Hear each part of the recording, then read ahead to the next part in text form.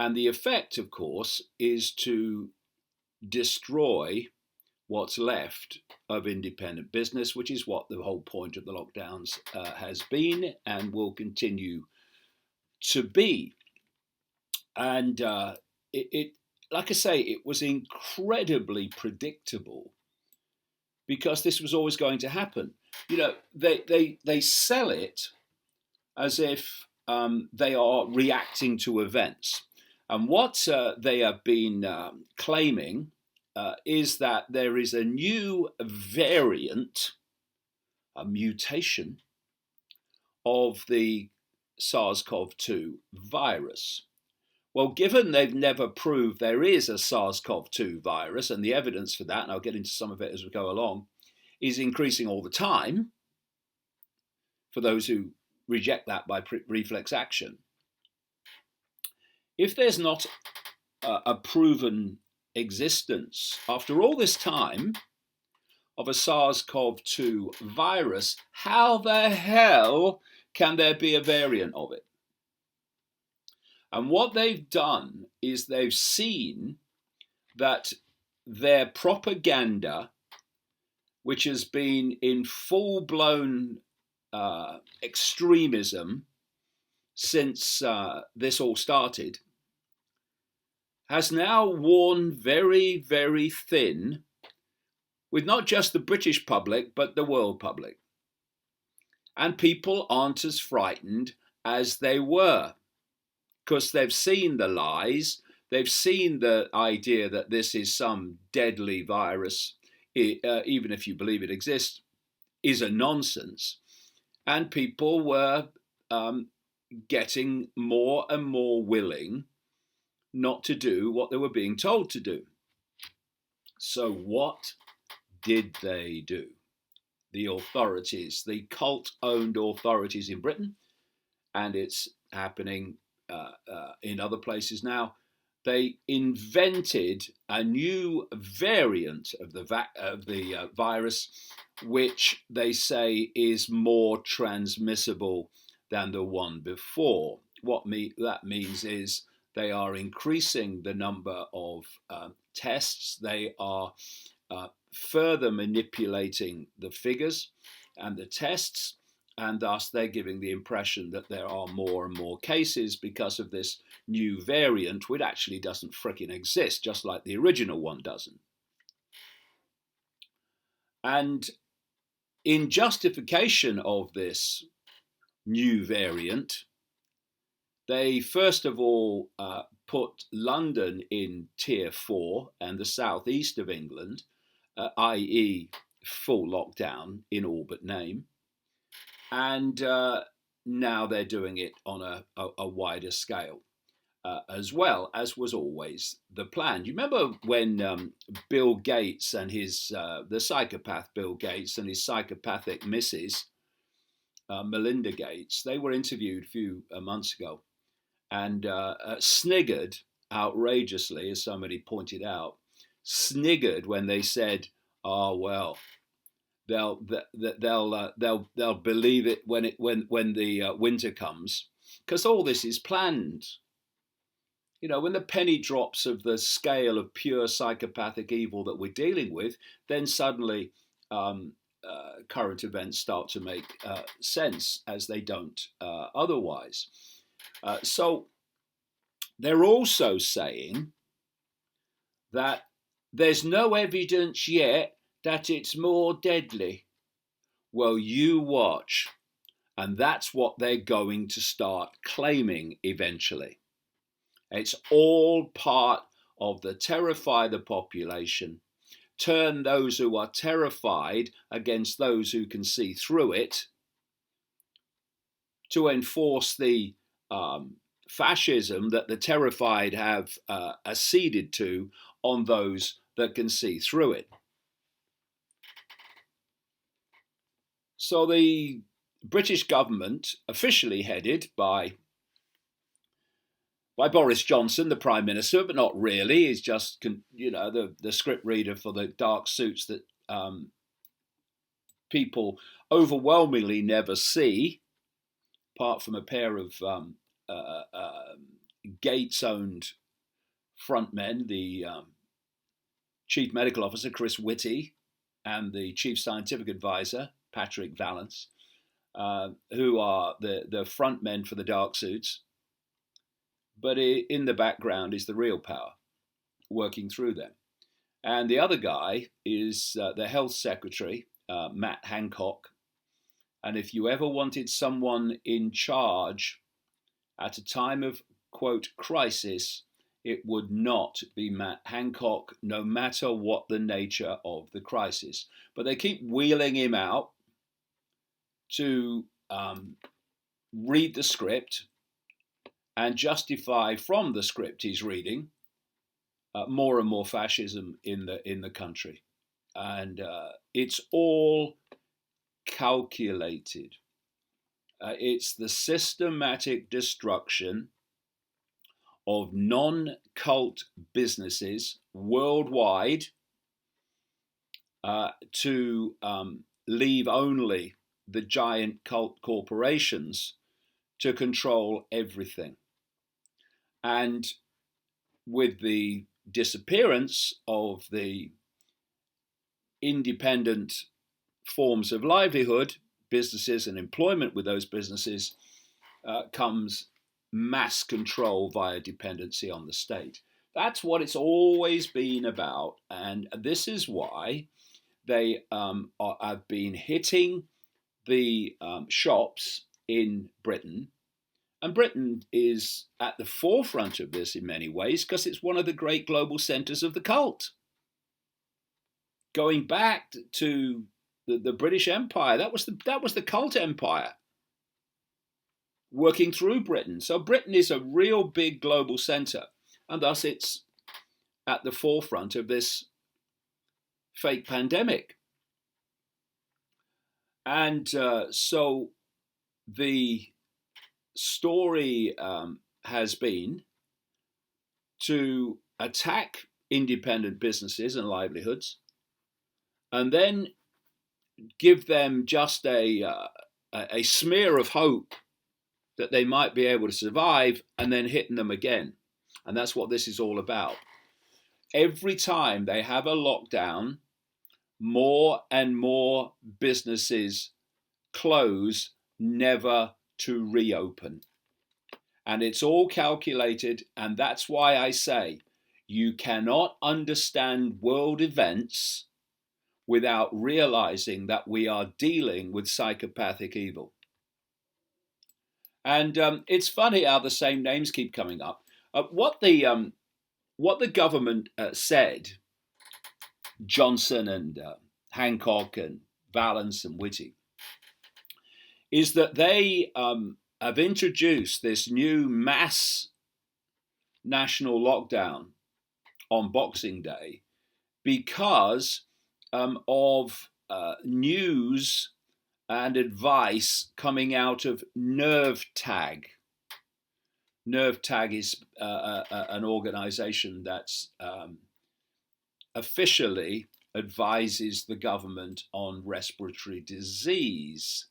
Well, who sits on NervTag?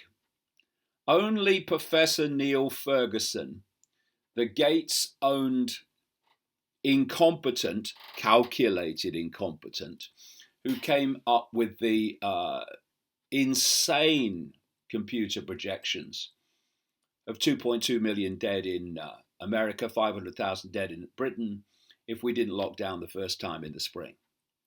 A man who's been totally discredited, and someone whose computer modeling history on a series of diseases, human diseases, alleged diseases, and animal diseases have been catastrophically wrong, just as he was here.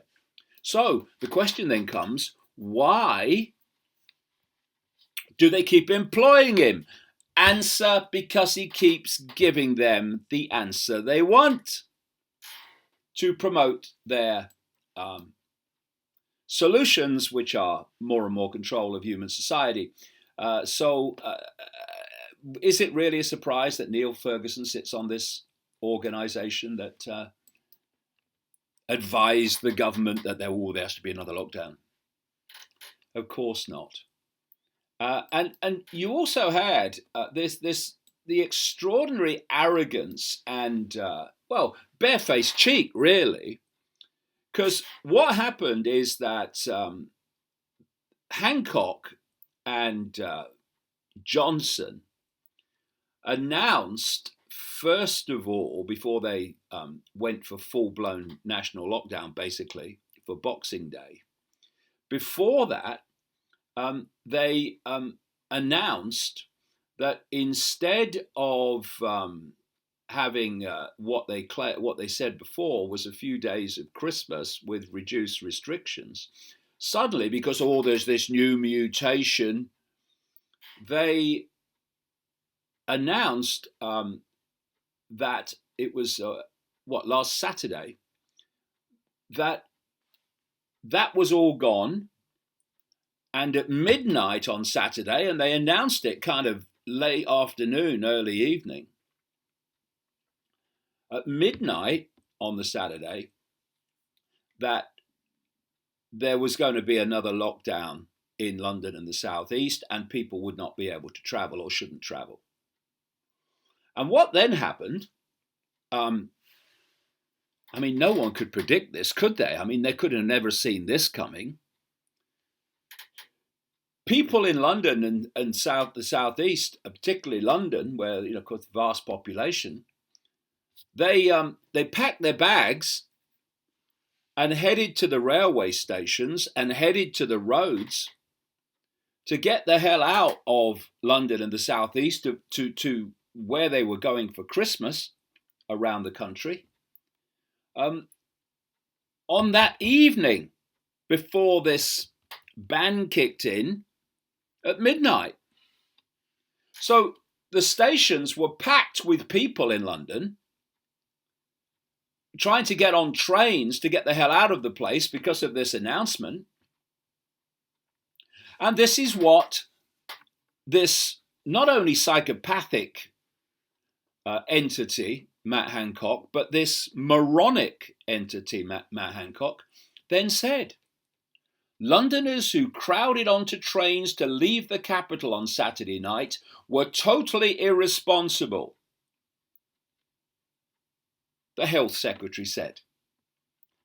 The very man with his mate Johnson and Whitty and Vallance, who'd made the announcement that caused the rush to the stations. It's extraordinary that the barefaced cheek that these people have to say such things when they are the cause of it. But that's what we're dealing with. And yet again, because of this, people not only have lost the ability, if they follow the rules, to visit, family over Christmas, and I have family visit them. People who were going abroad for Christmas, well, that's all gone. Saying that, you shouldn't fly. Then you had, because of this new variant, a great long list of countries saying we're not going to have people flying here from Britain. And then British Airways and Virgin Airways come out and say we're not going to refund the passengers who can't fly.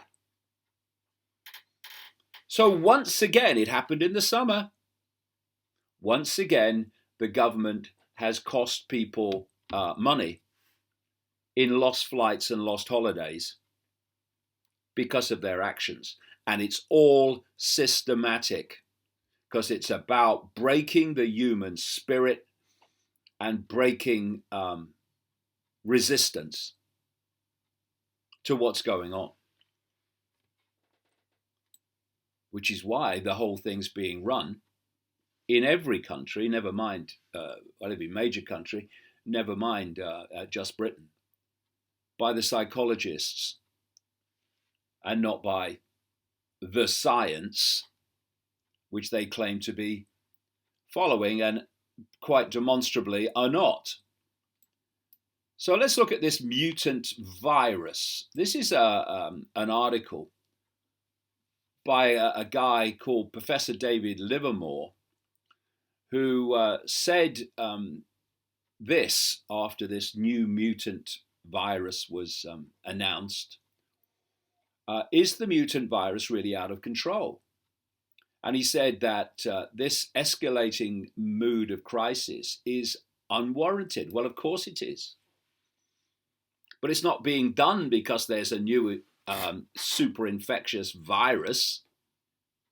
It's being done to justify fascism,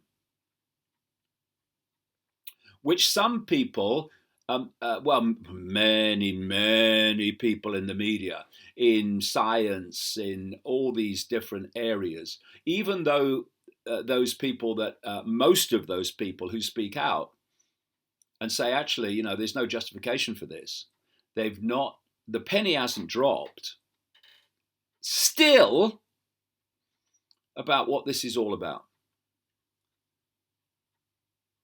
So the article says, rarely has the midwinter seemed so bleak. Lockdown has returned with a new intensity. Christmas is curtailed by official edict, and around half the population is effectively under house arrest. Well, it's going to be the overwhelming majority of the population on Boxing Day.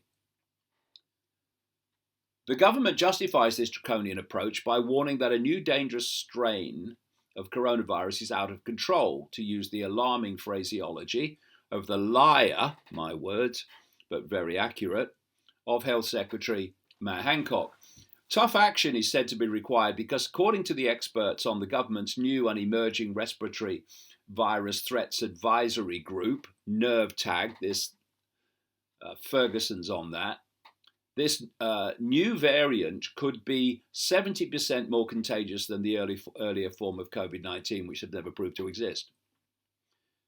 This is the worst news, said a NERVTAG spokesman yesterday, checking the script to scan the words, adding, we really need to batten down the hatches to stop the spread of this strain. Yet, for all the grim rhetoric, this professor says, I suspect that this escalating mood of crisis is unwarranted. For in reality, there thus far is little hard data to justify the claim, despite facing a more infectious strain, that our country is in the grip of a particularly harmful new type of virus, nor the belief that ever more authoritarian restrictions will be effective. But again, while it's great that he's saying this, still hasn't grasped what this is really all about. And until people do, they'll never understand what's going on. Even the World Health Organization, or some members of it anyway, have said that this new COVID-19 strain found in UK is no deadlier and only slightly more infectious than others. As I've said in the headline on davidicke.com, even less deadly and infectious when you realise it doesn't exist. And it's being orchestrated, lied into perceptual existence to frighten people into accepting more fascism. And like I say, they're going to start saying eventually, oh yeah, it actually is more deadly. The World Health Organization has come forward to calm things down amid the anxiety over a new potentially highly infectious COVID-19 strain found in the UK, saying it is not that different from other coronavirus strains. There is zero evidence that the new coronavirus variant increases severity of the disease, the WHO's Health Emergencies Programme Chief Mike Ryan told a press conference on Monday. Now, Um, what we have here is a stage in this unfolding new mutant variation, and that stage, despite what this bloke on the World Health Organization is saying, is planned to get more and more extreme in its attempts to terrify the public into acquiescing. Because, oh no, this is worse than the first one, because people are no longer frightened of the first one in the scale or on the scale that they were before. So the propaganda was starting to seriously fail. I went for a walk the other day, just down the main shopping street, or one of them, in this town where I live, and well, uh, on the way up, I was stopped by three separate people. Just a walk of 5 minutes, and one of them was a lady. She would be in her 50s, I would think, early 60s maybe. And she stopped to talk to me, and she was telling me how she didn't believe any of it, and people that she knew didn't believe any of it. And then as I got further up the hill on the street, I was stopped by a lovely girl, looked like a teenager, very bright.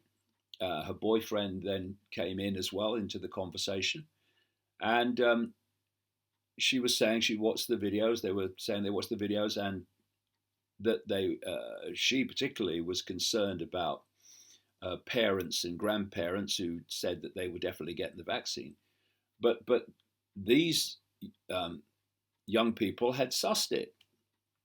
So there has been this process through 2020 of more and more people getting the fact that they've been monumentally lied to. And so we have this new variation on the virus suddenly appearing just when the vaccine's coming out. That's another thing I'll come to. And it's all part of the propaganda to take us to the next stage of fascism if we allow it. Now, I posted a meme. I do all the memes on davidicke.com and make all the comments in the headlines where there are comments. And there were 3 questions I put in this meme. This is after the new variant was announced. And it went like this. How do you know there's a new strain when you've never shown the old strain to exist? How can you have a mutation of something you've never shown to exist? And still haven't. We're heading into 2021. This virus has supposedly been with us now for over a year, coming out of China originally. But they've never shown the virus to exist. They literally haven't. They've never come up with scientific evidence to show it exists. It's all been repetition and figure manipulation and test manipulation. And I'll come in a minute to people who've been sending out Freedom of Information Act requests all over the place to different countries to say, give us the evidence you've got that this virus exists, and no one has produced it because it doesn't exist. Anyway, my second question was, how do you test for the new strain when the test doesn't test for the old strain? I mean, we're dealing with a PCR test that doesn't test for this infectious virus they claim to exist. And that's where they're producing the fake cases and the fake deaths on the basis of if you test positive with the test not testing for the virus, then die within 28 days. Well, COVID-19 goes on your death certificate. That's where the deaths are coming from. That's where the cases are coming from. So how can they test for this new strain when they can't even test for the old strain? It's nonsense. And then there's the third one, because what they're saying, you see, you can see the agenda. Central to this agenda is getting the vaccine into everybody. So they need to invent the new strain to get people more frightened to accept the vaccine. But hold on a minute. If it's a new strain, well, your vaccine was developed, you claim, bloody liars, but anyway, officially, to affect the old strain. But no, they want the fear with the new mutant, but they don't want to discredit the vaccine, which they want to get inside everybody. And so, oh no, there's no evidence that the vaccine won't work on the new strain. Oh, really? And that brings me to question 3 in this meme I did this week. How can you say the vaccine will still work with the new strain when you say we must have a flu vaccine every year because the strains of flu keep changing?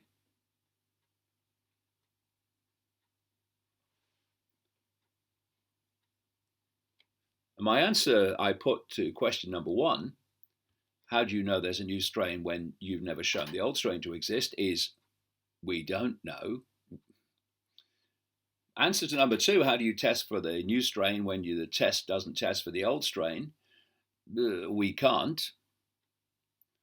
And how can you say the vaccine will still work with the new strain when you say we must have a flu vaccine every year because the strains keep changing? We're lying.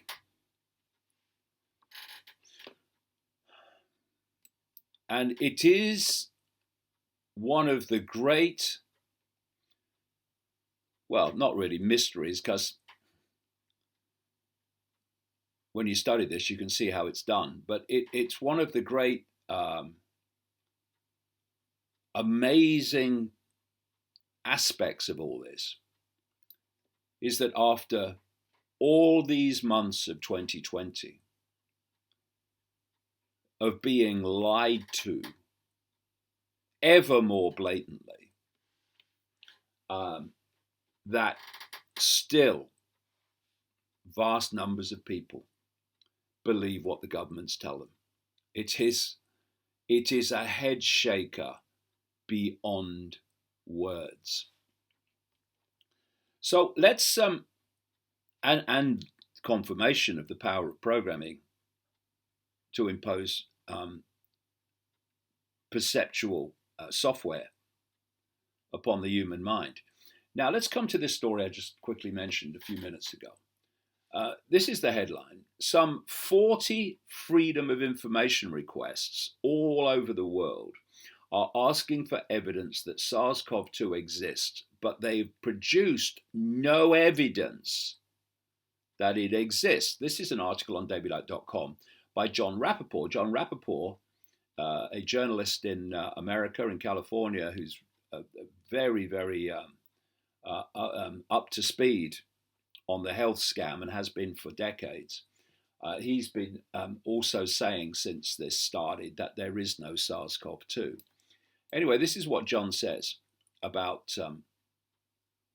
the people who have been sending out these freedom of information requests to various countries. First of all, he says, very high praise goes to Christine Massey for her work in exposing the coronavirus fraud. In a half-sane world, she would have received many awards by now. Her latest communication reads, Freedom of Information reveals Public Health Agency of Canada has no record of SARS-CoV-2 isolation performed by anyone, anywhere, ever. And the isolation is so important, as I've been going on about since March, because if you don't isolate your alleged infectious agent from other genetic material, which is contaminated by other potential infectious agents, how do you know that your alleged infectious agent actually exists and is causing disease? You can't.